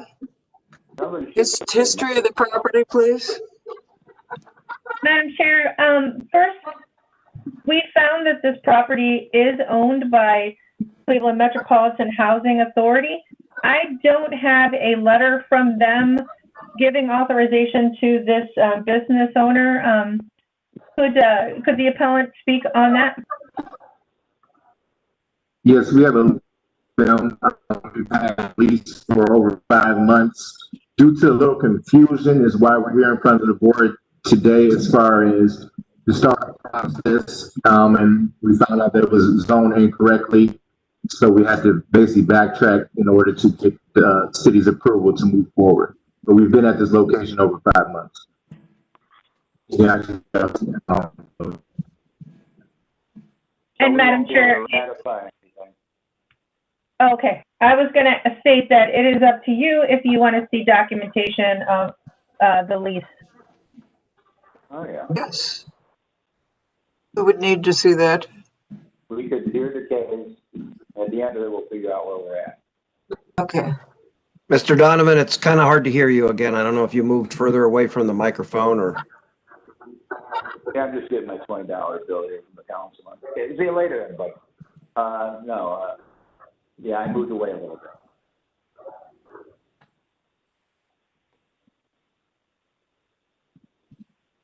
Did you hear me all right? Now we can. Yeah. Okay. Okay. The basic gist is let's hear the case and see where we end up. We may have more questions than need answers anyhow. Okay. So they're occupying part of this building. The residents live in this tall building to the right, I see. That's what I have on the screen. Is that right? Whose microphone needs to be muted?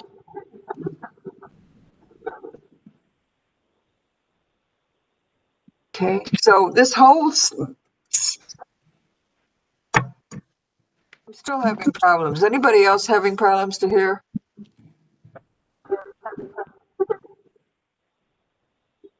Yeah, I can hear you all the way. Okay.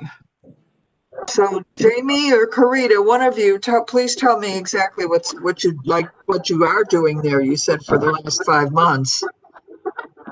Madam Chair, would you like the history of the property? Oh, yes, please. Fine. Thank you, Madam Chair. There's been no change in the zoning. There's been no change in the zoning since 1929. In the records room, I found a permit was issued in 1972 to convert an office building to a YMCA. At that time, the owner was stated as the CMHA owner.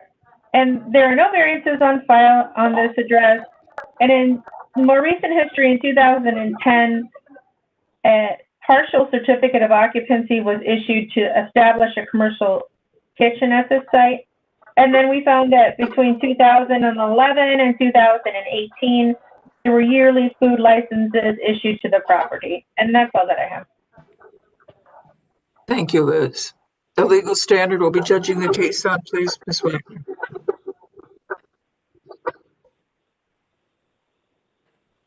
Ms. Wagner. Okay.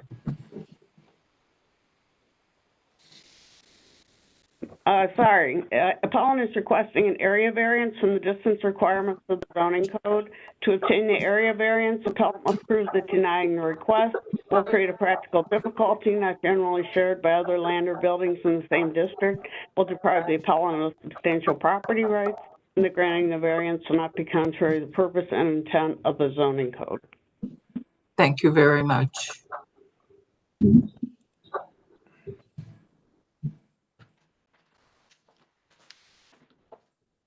Is there a place for the children to play outside?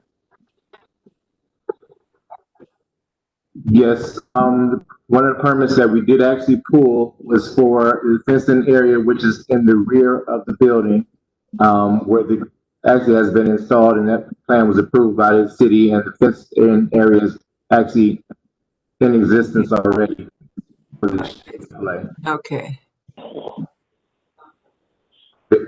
Yeah. Oh, yeah. Yeah, I see. Yeah, I got it. Okay. Okay, how old are the children that you're going to house in here?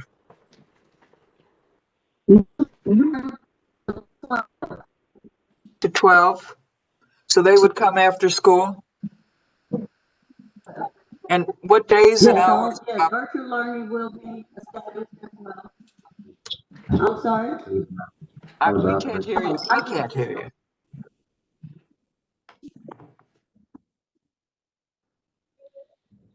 Hello? Okay, is Karita going to Yes, the talk? hours of operation are 6 a.m. Yeah, go ahead. Yes. From 6 Okay, so one of you talk, please. a.m. to 12 midnight.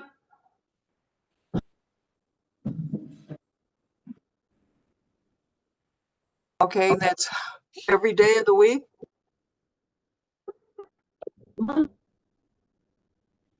Monday through Friday. So how many helpers do you have? That's a lot of hours.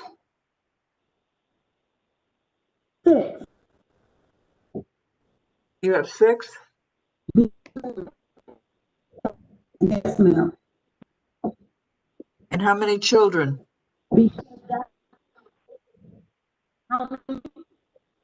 How many children?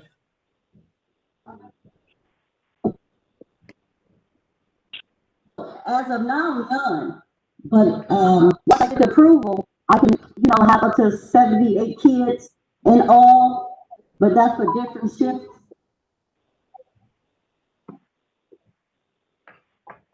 And also, kids do the virtual learning. But the kids Frida, you need to get closer to the mic. Okay, let me see here. I'm moving now. I'm getting closer. Oh, Can you good. hear me now? Much better. Perfect. Okay, good, good. Okay, how good, many children are you going to? So,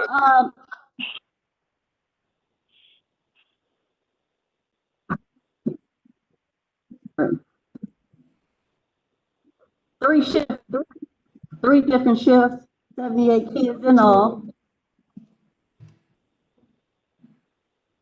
And I also have a virtual learning lab too for the kids that's in school, like they could come into the center and do their homework and things like that, which this area really needs, to cater to the children around here in this community. I grew up in this community, so I just want to give back. So CMHA leased the building for me to have the daycare here, and it was just a misunderstanding. I also have a parking lot. It wasn't in my plan, but it is now. So I do have a parking lot for the mothers to park as well. And where is that located?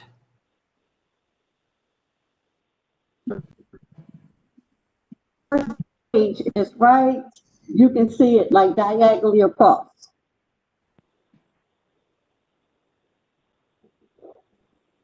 Maurice, do you have another slide? There it is. The parking lot. It's right by the building behind the picture that you guys got. If you go back, yeah. Okay. I think it's up. Is that on the left side of the building behind it? Madam Chair, I also like to point out, Madam Chair, I'd like to point out that we have Jennifer representing CMHA on the line now, if you'd like to hear from her. Hello, Jennifer. Welcome. Thank you so much. Thank you. I apologize. I was having a hard time with technology this morning. Welcome to my world. Yeah, we all are, apparently. I know. Okay, so there's a parking lot behind.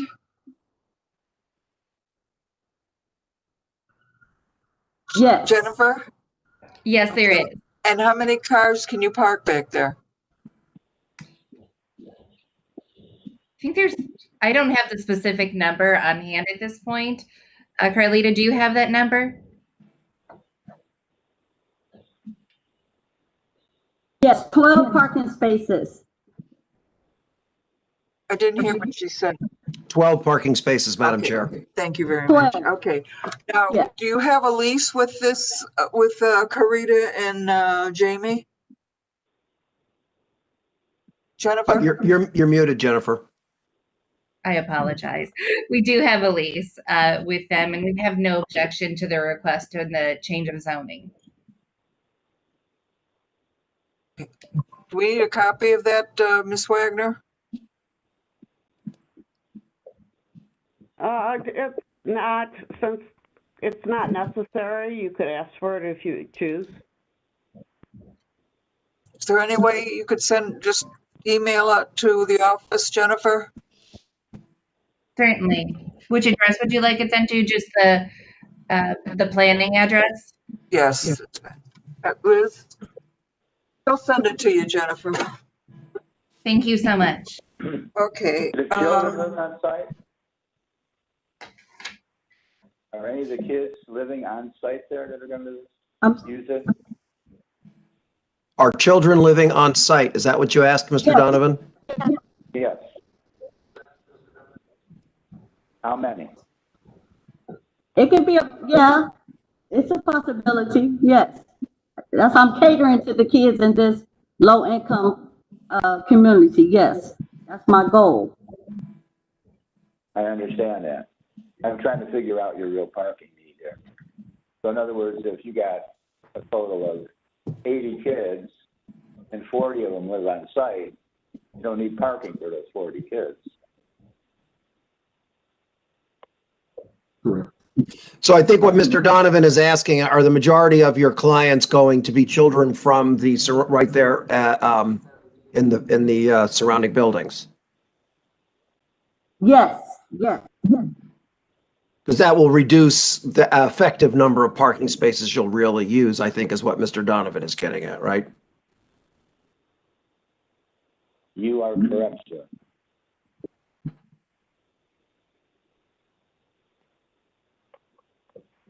And the 12 are presumably people dropping off and picking up.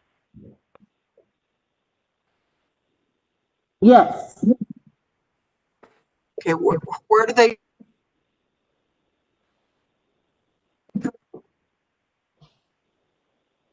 Right in front? 12-car Is it the parking lot or the street? Yes. Well, you gotta have one. I wouldn't do both. I do the parking lot if you're off the street. Yeah, I think it's safer. Parking lot. Yes, okay, no problem, yes. Yeah, you have to put a sign on the front door though, so they know right away. Yeah. No problem. No problem at all. Okay. You can already Okay, have what? a sign about. Liz, what did Mrs. Cleveland say in her letter? Oh, Madam Chair, I have that. I can read it to you if you like. I'd like. Of course, now I can't find it after I had it before. Okay, from Phyllis Cleveland, she says the location is, of course, located on CMHA property adjacent to Cedar Estates. It is also in close proximity to other subsidized housing and CMHA estates in the central neighborhood. This is an extremely high number of children under age in the central neighborhood. Daycare facilities are greatly needed by families in the community. I understand from speaking with appellant Carita Fields, the adequate parking is included in their lease with CMHA. I'm writing to express my support for the variance for this property. So she is in full support. Thank you very much. And Jennifer has no problem with this either. Is that correct? That is correct. Okay, thanks, Jennifer. Just wanted to check it if you were still with me. Still Okay. with you. Okay. Board, any other questions?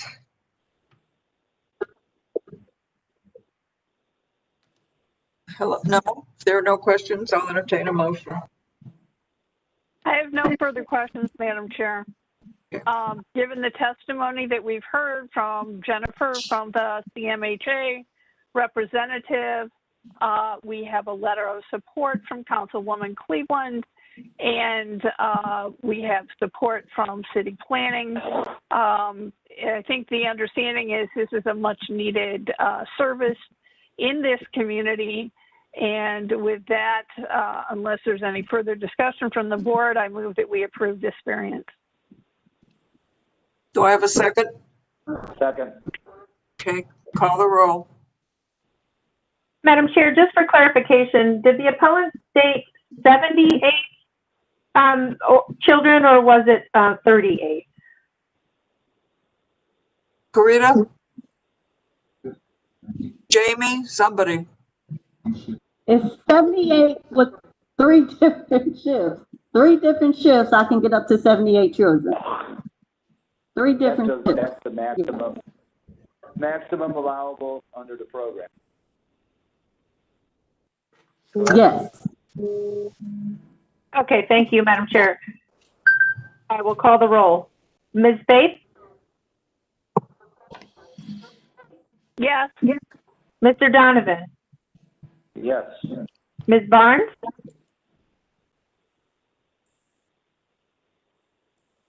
Ms. Barnes? Yes, Ms. Barnes, yes. Okay. Thank you. And Ms. Johnson? Yes. Calendar 20-202 is granted. It'll be ratified next week, and we will send you a letter. Okie dokie. Thank you so much, guys. Appreciate you. Thank you. Thank you. Good luck. Thank you very Good much. luck to you. Thank you. Thank you, everyone. Okay, old business, 1, 2, and 11 without objection. Without objection. Without Mr. objection. Donovan. Okay. And the wonderful government here. Hello. I believe, Carol, I believe you had some questions I about did, the because- legal piece, and now we have Lori here, so I think she could probably explain this better. Should I leave the meeting live streaming, or can I turn that off? It's executive session. This is executive session, basically. So, okay, let me stop the stream. Before you stop the stream, you need to make a motion to go into executive session to discuss legal matters. Thank you, I'll move Lori. to go into executive session to discuss one of the cases that have been remanded backwards. Second. We're here. Okay, is everybody else off?